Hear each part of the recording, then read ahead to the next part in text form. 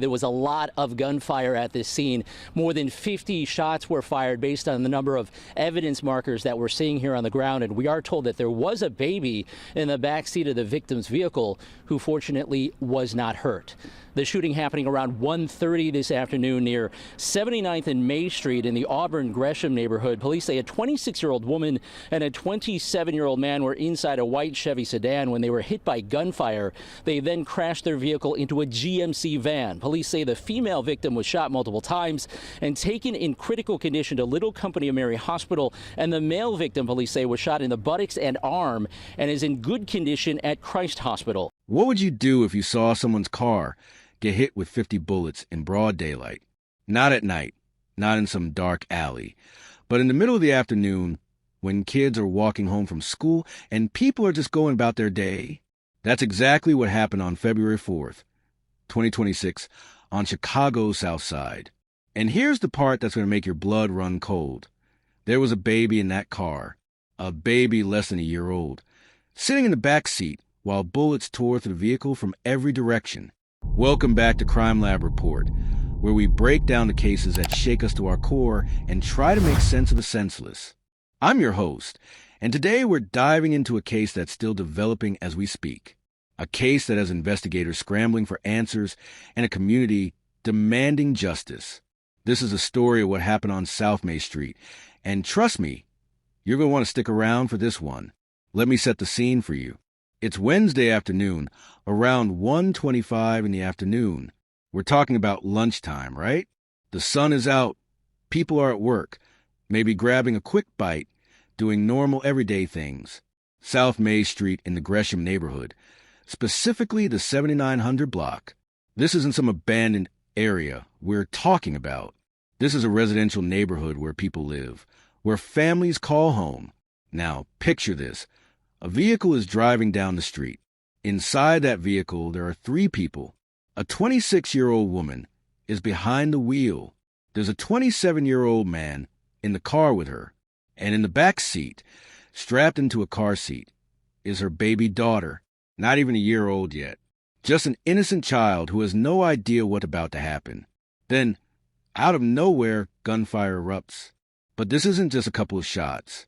We're not talking about someone firing a handgun a few times and running off. No, this was an absolute barrage of bullets. Investigators counted approximately 50 rounds that hit this vehicle. 50. Let that sink in for a moment. That's not someone trying to scare someone or fire a warning shot.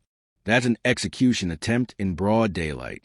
The gunfire was so intense, so relentless, that the car didn't just stop. It crashed. Witnesses described hearing what sounded like fireworks, that rapid pop, pop, pop sound. Except this wasn't a celebration. This was chaos. This was terror unfolding on a Wednesday afternoon. The 27-year-old man in the vehicle was hit twice. He survived, thank God, and was rushed to Christ Hospital where doctors said he was in good condition. But the woman driving, she took multiple gunshot wounds. Multiple. Her body absorbed bullets that were meant to kill, and they did their job. She was rushed to Little Company of Mary Hospital, fighting for her life, clinging to every breath. And that baby, that innocent child in the back seat, by some miracle, some divine intervention, or just pure luck, she wasn't hit. Not a single bullet touched her.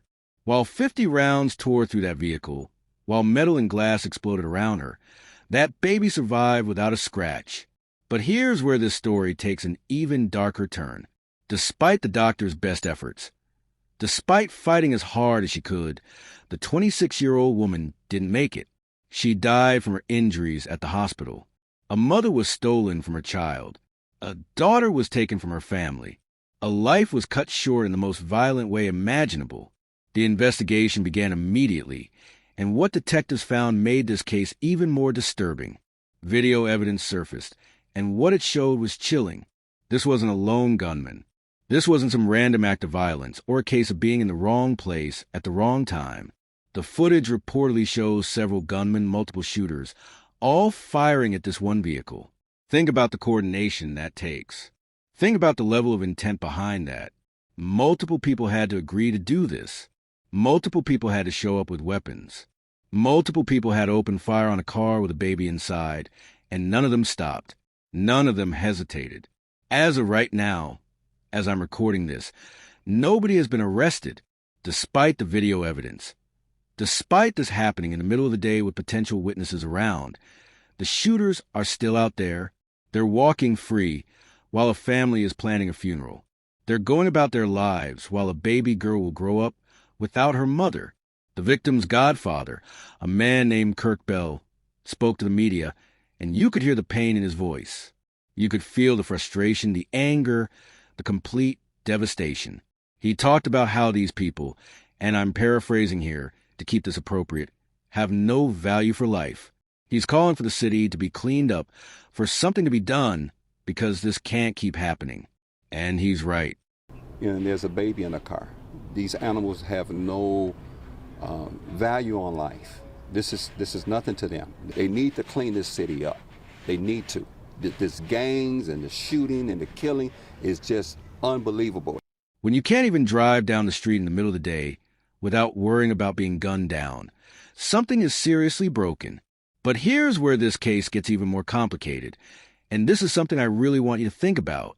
Chicago just had its lowest murder rate since 1965. Let me say that again. 2025 was the safest year Chicago has had in 60 years. Homicides dropped to 416, the lowest total since 1965. Shootings dropped below 2,000 for the first time this century.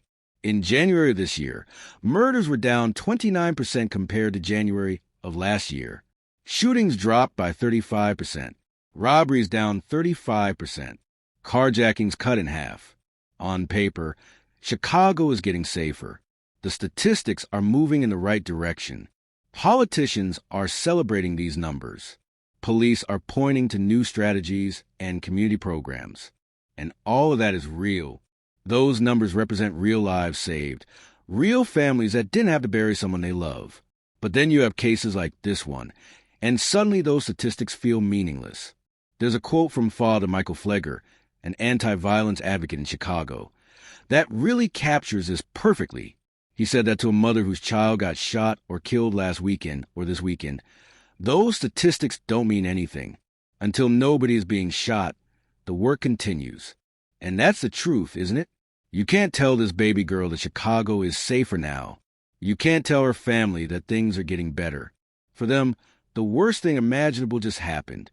And here's another piece of the puzzle that makes this even more complex. While overall crime is down in Chicago, certain types of violence are actually going up. Fatal domestic shootings rose by 50% in 2025. Overall domestic homicides spiked by about 15%. So even as some categories of crime are dropping, violence in homes, violence between people who know each other, that's getting worse. The other thing we can't ignore is where this violence is concentrated. The homicide rate for black residents in Chicago is several times higher than it is for Latino and white residents. The South Side neighborhoods, places like Gresham where the shooting happened, they're still bearing the heaviest burden of gun violence. So what does all this tell us? It tells us that progress isn't evenly distributed. It tells us that some communities are still trapped in cycles of violence that statistics alone can't capture. It tells us that even when things are improving overall, there are still people living in fear, still mothers putting their babies in car seats wondering if today might be the day something terrible happens. Now let's talk about who was taken from us that day, because she deserves to be remembered as more than just another victim, another number, another case file. Her name was Gabryel Ayers, though friends and family called her Gabby. She was 26 years old. She was a mother to a baby girl who will now grow up looking at photographs instead of making memories. She was someone's daughter, someone's friend, someone who mattered to the people in her life. And in one violent afternoon, she was gone. We don't know yet what led to this shooting. Investigators haven't released a motive. We don't know if this was gang-related, if it was a personal dispute, if it was mistaken identity, or something else entirely. What we do know is that multiple people made a decision to end her life, and they made that decision knowing full well there was a child in that car. They fired 50 rounds into a vehicle with a baby inside and didn't stop. That level of disregard for human life, that level of callousness, It's hard to even comprehend. The investigation continues, and hopefully, those responsible will be brought to justice. Hopefully, that video evidence will lead to arrests. Hopefully, Gabby's family will get some measure of closure. But even when justice comes, if it comes, it won't bring her back. It won't give that little girl her mother. It won't undo the trauma that this has caused. This case forces us to ask some really uncomfortable questions, and I want you to think about these seriously.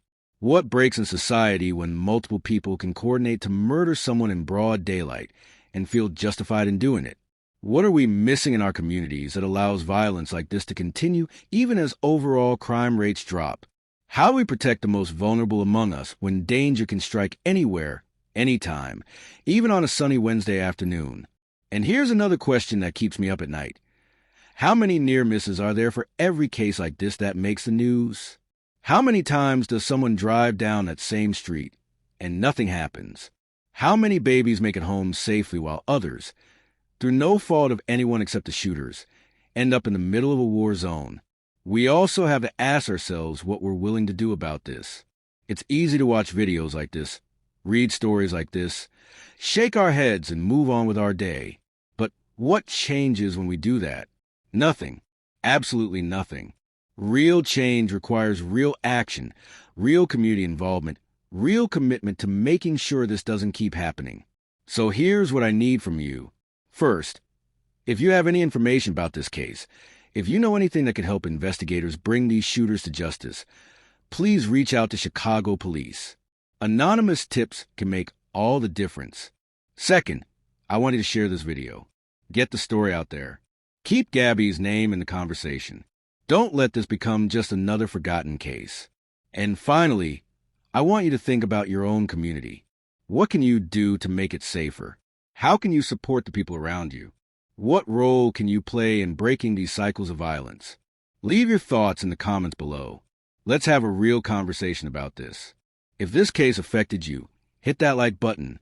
Subscribe to CrimeLab Report if you haven't already, and turn on notifications so you don't miss our next deep dive. We're going to keep following this story as it develops, and we'll bring you updates as soon as we have them. Until then, stay safe out there, and remember that every victim has a story, every life has value, and every case deserves justice. I'll see you in the next one.